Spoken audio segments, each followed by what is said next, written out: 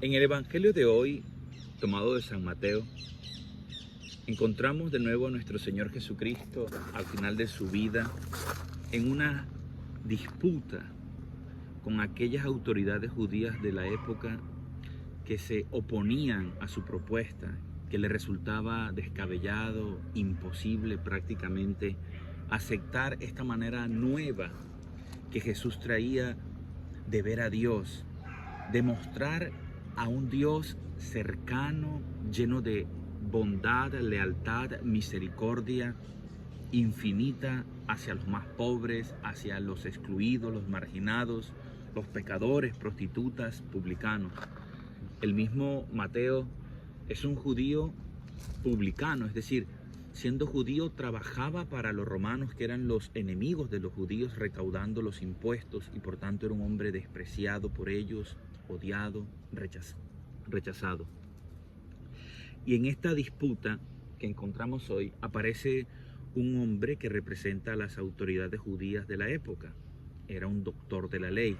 Estas personas eran acreditadas para interpretar oficialmente la Torá que significa no solo los 10 mandamientos que Dios había dado a Israel en el Antiguo Testamento, allá en el monte Sinaí cuando se los entregó a través de Moisés, sino que la palabra Torá significa en hebreo enseñanza, toda la enseñanza del Derech Adonai, o sea, del caminar del Señor para el pueblo de Israel. Y Dios se lo dio a Israel para que Israel se convirtiera en luz e iluminara al mundo entero, a todas las naciones. Les decía en el día de ayer que a Israel se le hizo muy difícil asumir esta misión de parte de Dios y se creyó dueño y poseedor de este Dios único, vivo y verdadero. Ahora Dios envía a su Hijo al mundo, Jesús de Nazaret, precisamente para mostrar al pueblo de Israel que es amado eternamente por Dios, pero que no es exclusivo de ellos, sino que ese amor de Dios es por toda la humanidad. Y es aquí donde vamos a entender la enseñanza profunda que nos deja el Evangelio de hoy, porque son dos mentalidades opuestas: la mentalidad de la autoridad judía israelita de la época, que se siente propietario prácticamente de Dios, por eso lo llama Adonai, que significa mi Señor, porque hay un pacto en el Antiguo Testamento que Dios había realizado y que aparece en el Deuteronomio capítulo 6, versículo del 4 al 5, que en esta pregunta que le hacen a Jesús, Jesús lo cita, pero lo reinterpreta para abrir los horizontes de su significación y por supuesto de su aplicabilidad en la vida cotidiana de las personas. Veamos entonces qué fue lo que sucedió en el Evangelio de hoy. Ya les he explicado el contexto. Una persona se acerca, era un doctor de la ley, un hombre que la interpretaba, que la leía, que la conocía, y le hace una pregunta al Señor. Dice: Señor, ¿cuál de todos los mandamientos, de todos los preceptos, de todas las enseñanzas que Dios ha dado a Israel es el más importante? La pregunta parece una pregunta tonta, pero en verdad es una pregunta muy compleja, porque si Jesús no responde adecuadamente, de los 613 preceptos Jesús dice cualquiera. Si Jesús diría cualquier precepto, podría ser incluso apedreado, condenado a muerte. Entonces, habían 613 preceptos como extensión derivada de los 10 mandamientos que Dios había dado a Moisés en el desierto. Y es muy curioso analizando estos 613 preceptos, porque 365 son prohibiciones, cosas que no se deben hacer, y equivalen a los 365 días del año. Pero si nosotros sumamos, el número 365 nos da 14. 3 más 6 son 9, más 5 son 14, pero si tomamos el 14 y lo dividimos entre 2 nos da 7, y 7 es el número de la plenitud en sentido bíblico y universal, o sea, 2 veces la plenitud.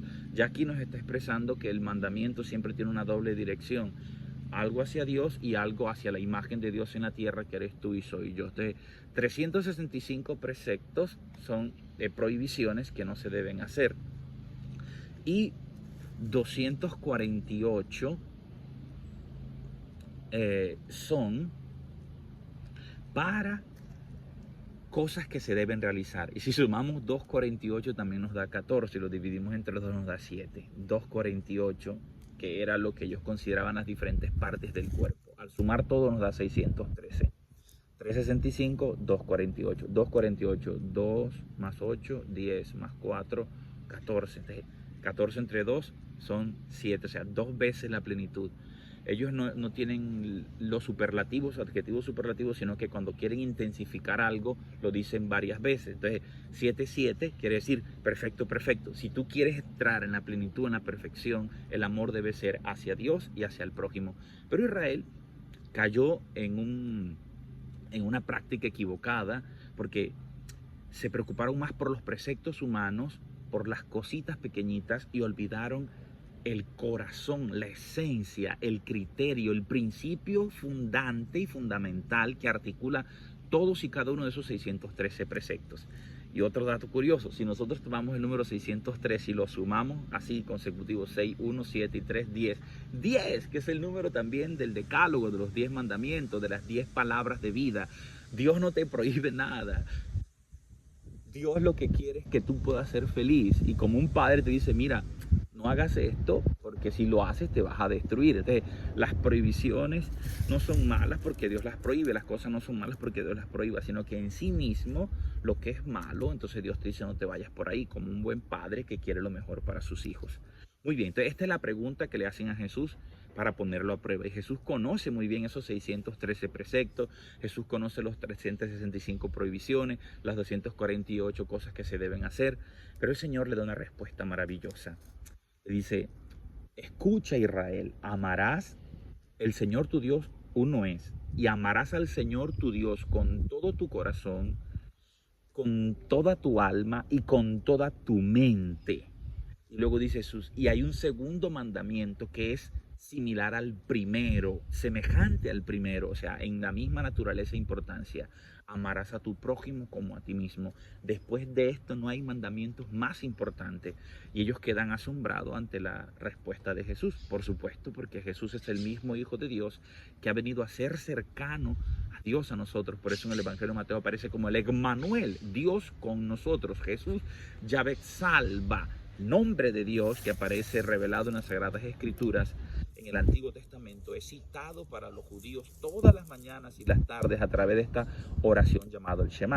O sea que Jesús responde a la pregunta del doctor de la ley tomando el centro, el corazón de toda la Biblia del Antiguo Testamento para interpretar la ley y los profetas y los sabios de Israel. Porque la Biblia del Antiguo Testamento se divide en 3 partes. Tenía la Torá, el Nabín y el Ketubín, o sea, la ley que está en la Torá, los 5 primeros libros, los profetas y los sabios que interpretaban tanto la ley como los profetas. Jesús les está diciendo, si ustedes quieren tener una llave que abra las puertas de interpretación de toda la Biblia, de todas las enseñanzas, simple y llanamente es ama a Dios y ama a tu prójimo. No puedes decir tú, yo amo a Dios y trato como basura a los demás. No puedo decir yo, es que yo amo a mi prójimo, pero entonces no reflejo ese amor a Dios. Si yo puedo amar a mi prójimo, es porque todo amor viene de Dios. Incluso el ateo que hace obras de amor, ama porque Dios infundió en su corazón la capacidad de amar. Esto significa que la síntesis de toda la escritura, tanto en el Antiguo como en el Nuevo Testamento, no es otra sino el amor. Vamos ahora a escuchar lo que dirá el apóstol San Juan en su primera epístola. Nosotros podemos amar a Dios porque Él nos amó primero, a tal punto que en estas palabras que Jesús retoma del Shema Israel, está reinterpretándolo, nos está diciendo que el amor hacia Dios y hacia el prójimo debe ser con todo lo que nosotros somos. Y lo primero que nos pide es escuchar, que se dice en Israel, Shema en hebreo, Shema, escucha, Israel, el Señor, Yahvé, que es el nombre de Dios, que ellos le ponen a Adonai para decir mi Señor, pero Yahvé, escucha, está atento, pon en práctica, guarda esto en tu corazón, ponlo en práctica.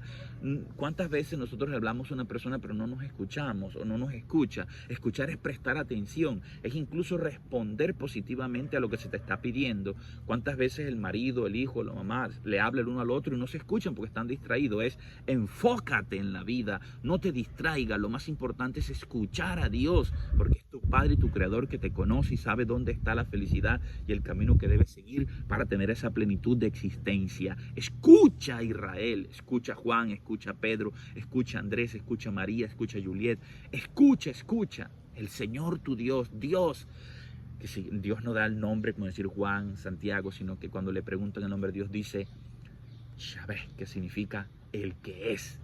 Yo soy el que soy, el que fue, el que es y el que será. Dios es eterno. el que existe, el que subsiste y el que se pone en relación contigo para cuidarte, para acompañarte. No soy un Dios lejano, sino cercano. Escucha, el Señor tu Dios es uno solo. Y a ese Señor tu Dios lo amarás. Amarás, que es un verbo imperativo y está en futuro.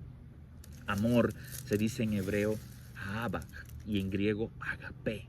Y es algo muy bello porque es la misma palabra para expresar diferentes maneras de dar amor.